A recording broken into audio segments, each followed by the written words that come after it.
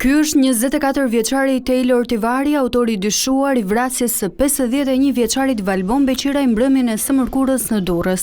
51 vjeçari u gjeti pa jetë në një apartament në katin e 4 të një pallati që rezulton të jetë shtëpia e hallës së viktimës, ku Valbon Beqiraj dhe të njohur të tij shkonin për të konsumuar lëndë narkotike. Mbrëmjen e së mërkurës dyshohet se në kushtet e përdorimit të drogës ka pasur një konflikt mes viktimës dhe Tivarit, gjë që ka përfunduar në vrasjen e 51 vjeçarit Valbon Beqiraj.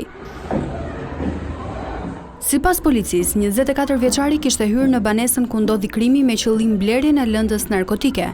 Por gjatë bisedës mes tyre, 24 vjeçari është konfliktuar me 51 vjeçarin dhe e ka goditur me thik në pjesë të ndryshme të trupit duke i shkaktuar vdekjen e menjëhershme.